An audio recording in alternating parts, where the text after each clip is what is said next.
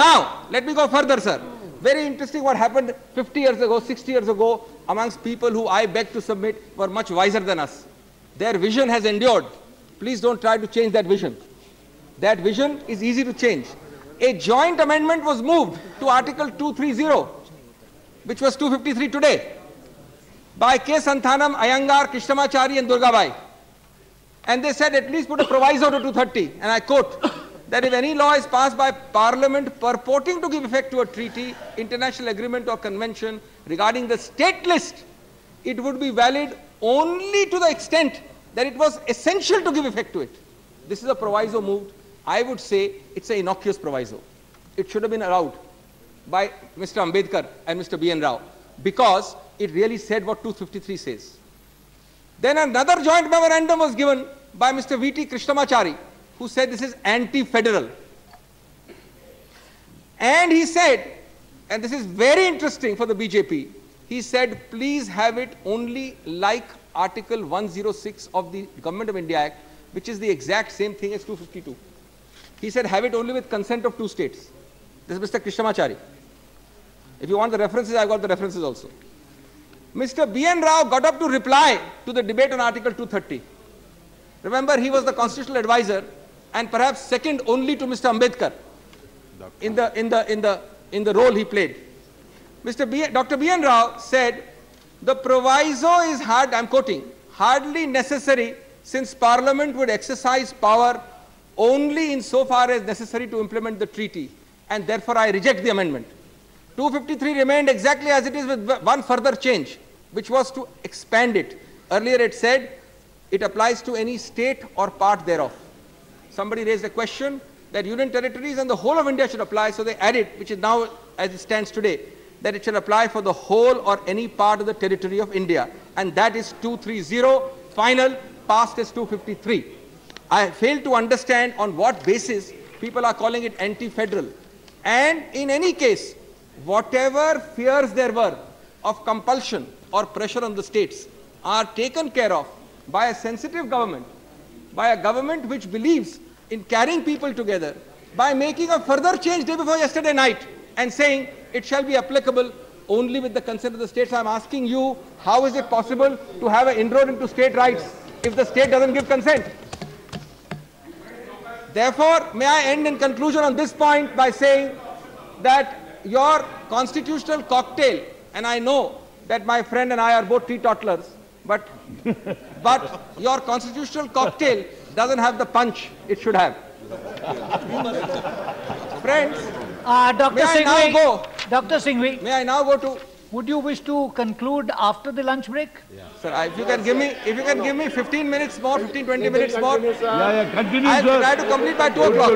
2 o'clock. Yeah. 10 minutes, 10 minutes. Sir, 15-20 minutes. I'll finish by 2 o'clock. Sir, with your permission, I'll finish at 2 o'clock. You'll have more time then. Now, sir. My friend has raised the issue of reservations. It's very interesting that he has not read the bill on this at all. This bill doesn't have any reservation at all. This bill doesn't have any reservation. You are first putting something in our mouth and then shooting it down as unconstitutional and saying, what a great victory I've won. Representation.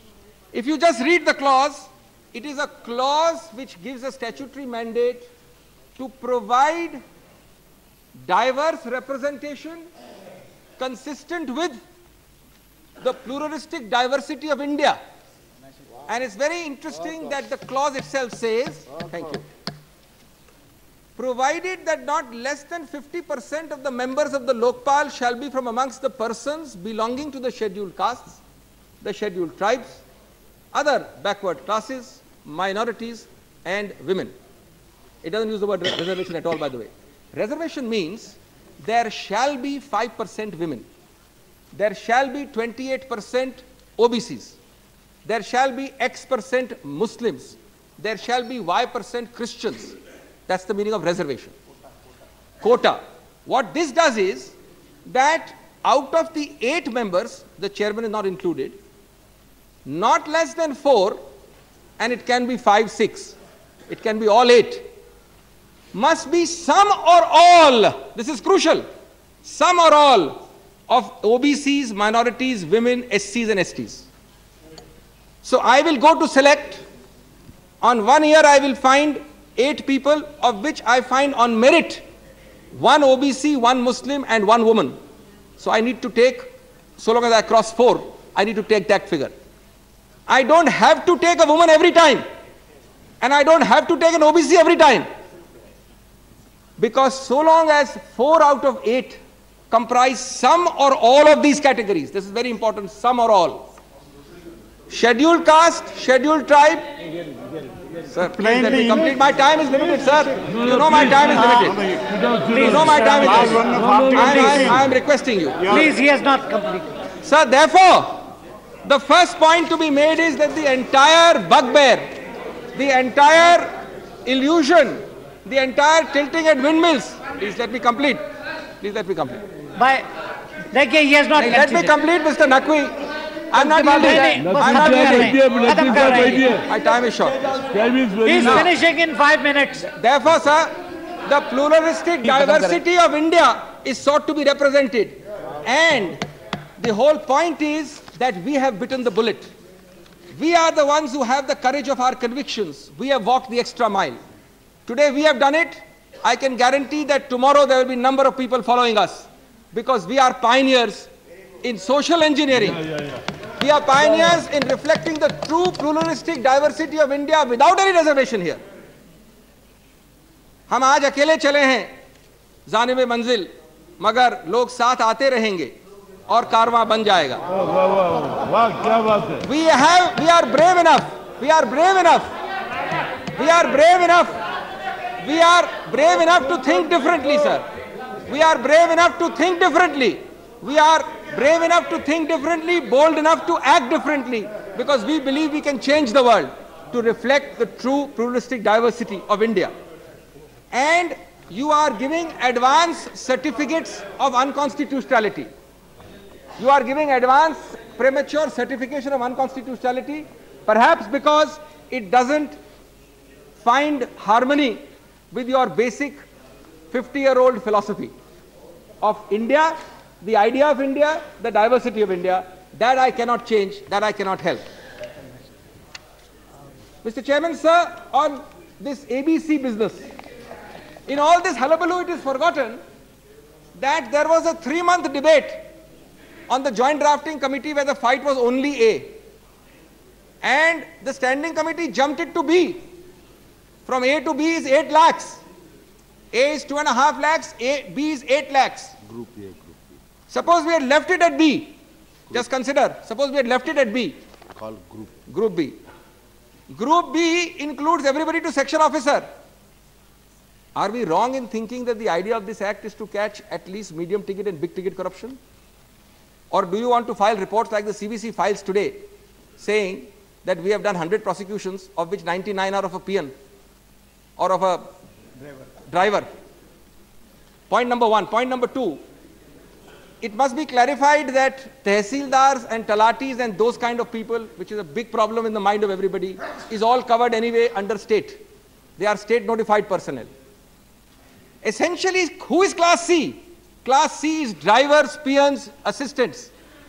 Yes, there are some classes, I believe, under C, which do corruption in a bigger way also. But you have to draw a line somewhere. Why do we draw the line?